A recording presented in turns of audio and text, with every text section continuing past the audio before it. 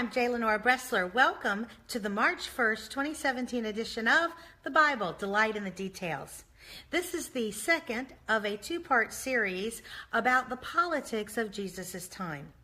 The establishment versus the extremists. Jesus interacted with two political factions. Yes, they had religious overtones, but they were basically political parties or groups that were fighting for control in Israel during his time. And the Gospels are replete with his interactions with these two groups, the Sadducees and the Pharisees. Yesterday we talked about the Sadducees. This was definitely the establishment. These folks, many of them were dynasties, so to speak. They had been in power for literally generations. They traced their ancestry to the Levites, the priestly line, very strong in Jerusalem where the temple was. And they truly believed that in a time when Israel was fighting for its very survival, it was a vassal state and had been for hundreds of years under the Syrians, the Egyptians, and now the Romans, that they represented the country. They were wealthy, they were established, they had an entitlement mentality.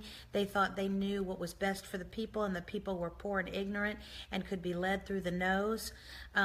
They just didn't have a lot of respect for the common people, and Jesus did not have a lot of respect for them.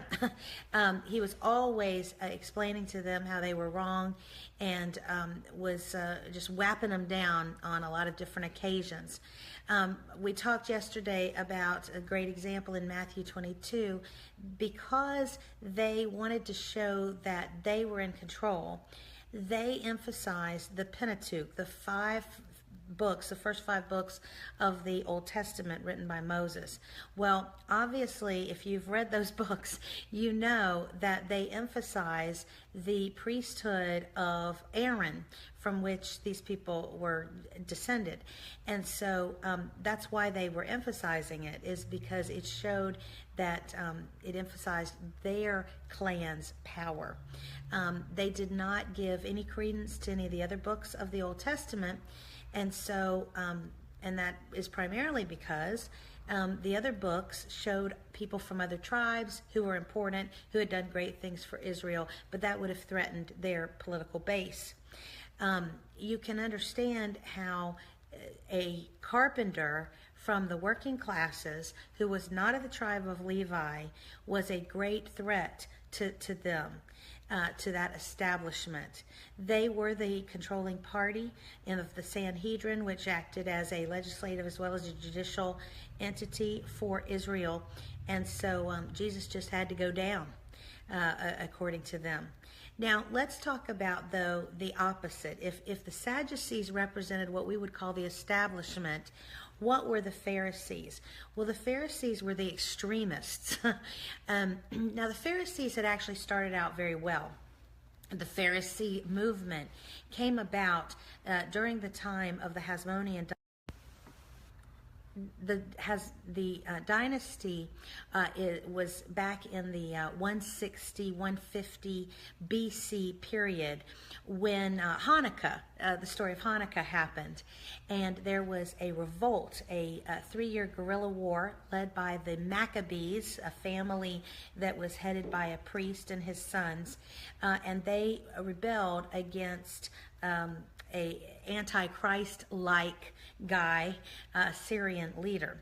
Now, at that time, though, what grew out of that is that some well-meaning religious people who would become the Pharisees, they thought that one of the reasons that Israel was under such domination is because the people were not observant of the law.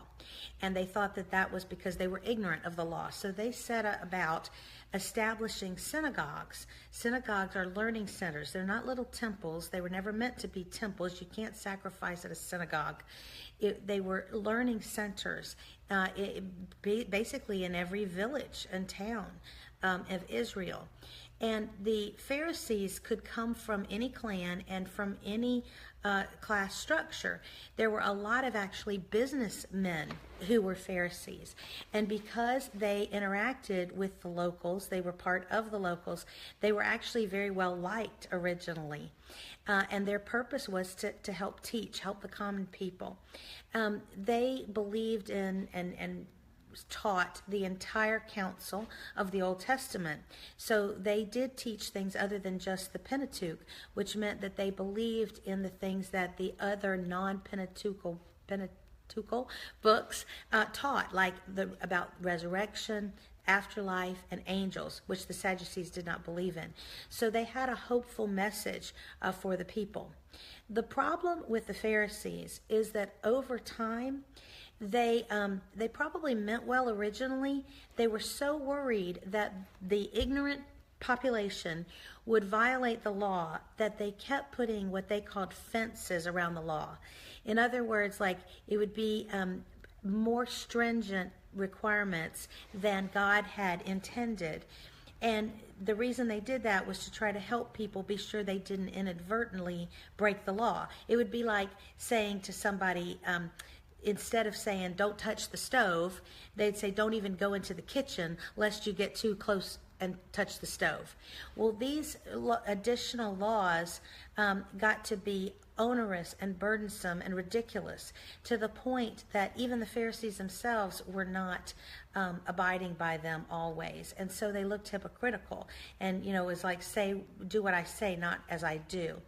And they also, because they, some of them were trying to do some of the laws and some of the rules, because they were at least aware of them and talking about them, they kind of got a little too full of themselves.